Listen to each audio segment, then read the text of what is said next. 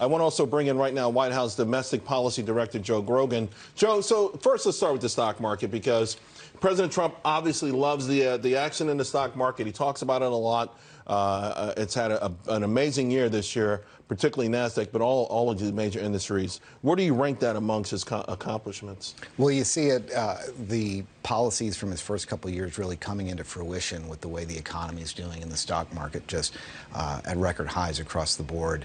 As was just mentioned, deregulation, tax reform, having a pro-business climate in the White House, resolving some of these trade fears and some of the uncertainty has American consumers feeling more confident, American businesses feeling more confident. So it's a great measure of optimism for the future and a great sign for things to come. And can we be honest about the pressure maybe he's put on the Federal Reserve? Last year there were 4 rate hikes. The market was down despite all-time record corporate earnings. It should have probably been up otherwise.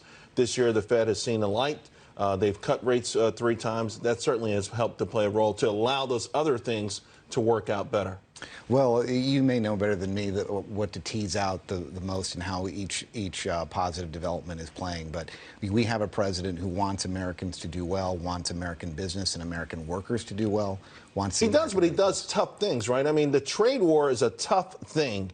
To implement tariffs, a year and a half ago, 2 years ago, everyone brought up Smoot-Hawley.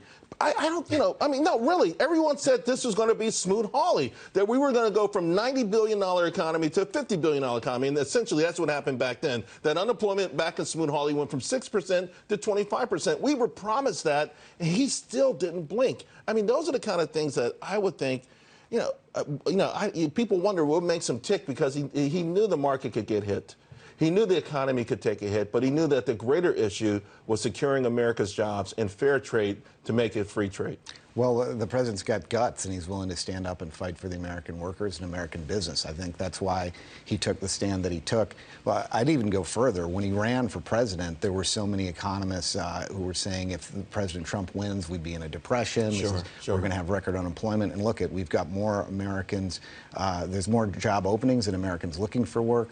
3.5% unemployment, record unemployment among African Americans, Hispanic Americans, women, Americans with disabilities, female entrepreneurship through the roof. I mean, the economy is really Wages are through the roof, and people are coming back to the labor force. I do want to ask you, looking ahead, right, because Capitol Hill busy with impeachment. We know the presidential election's coming up. We're waiting for, in most elections you brace yourself for the October surprise. I think we're going to have a January, February, March, April, May, June. I think there's going to be all kinds of stuff out there, because most of this year was negative speculation, not even news events.